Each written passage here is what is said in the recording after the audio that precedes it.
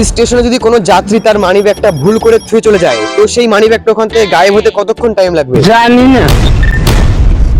তো হ্যালো বন্ধুরা, তোমরা কেমন আছো? আশা করি ভালো আছো। তো এটা হলো আমার এই চ্যানেলের একটা লং ভিডিও। যদি ভালো লেগে থাকে তাহলে একটা লাইক আর একটা সাবস্ক্রাইব করে দিও, কারণ আজকের এই ভিডিওটা একটা মারাত্মক ভিডিও হতে চলেছে।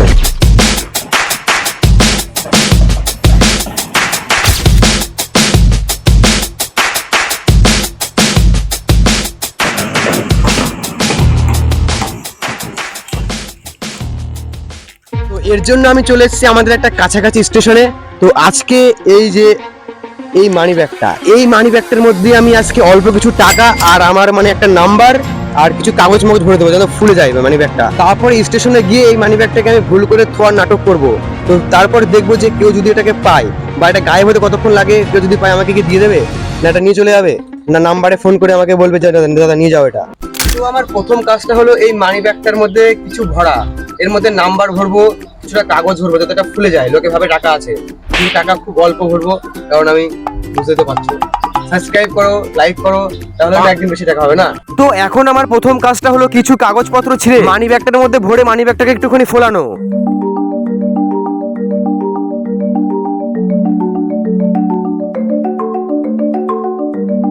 মনে হচ্ছে এর ভিতরে এখন অনেক টাকা ঢুকিয়ে ফেলেছি। গাইস ঠিক আছে তো? এরপর এর মধ্যে কিছু আসল টাকাও ভরতে হবে, তাই একটা 50 টাকার নোট মানি ব্যাগের ভিতরে রেখে দিলাম। না হলে যে মানি ব্যাগটা পাবে সে শুধু কাগজ দেখে প্র্যাঙ্ক ভেবে আর মানি ব্যাগটা দেবে না। সবাই তো আর স্টেশনে লোকের ক্ষতি করার জন্য আসে না। উনি ধরো এই ভেবে নিল মানি ব্যাগটা কেউ ভুল করে ধুয়ে গেছে, খুলে দেখি অ্যাড্রেস বা ফোন নাম্বার আছে নাকি, তাই নাম্বারটাও লিখে মানি ব্যাগে রেখে দিলাম। মানি ব্যাগের একদম সামনে রেখেছি যাতে সহজে লোকের চোখে পড়ে। মানি ব্যাগ একদম রেডি, চলো স্টেশনে গিয়ে দেখা হচ্ছে। স্টেশনে এসে প্রথমে একটা ওভারব্রিজের উপরে উঠে ওভারব্রিজের উপর ফেলে ট্রাই করলাম, দেখি এখানে কেউ নেয় নাকি।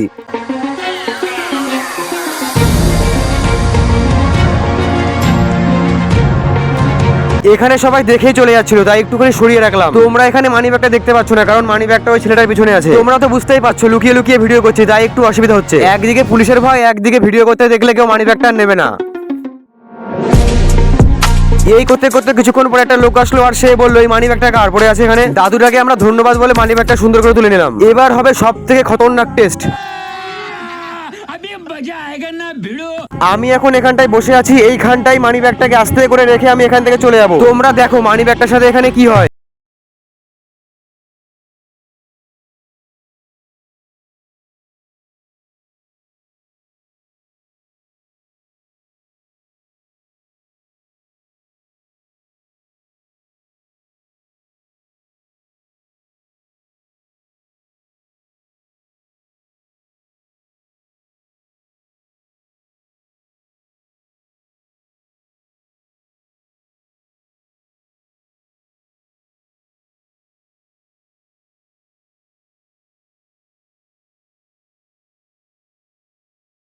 ভালো মানুষের মতো আমার বন্ধুকে ডেকে বললো এটা হয়তো ওই ছেলেটার মানি ব্যাগ পড়ে গেছে, তাই আমাকে আমার বন্ধু ডাক দিয়ে বললো তোর মানি ব্যাগ পড়ে গেছে নিয়ে যা।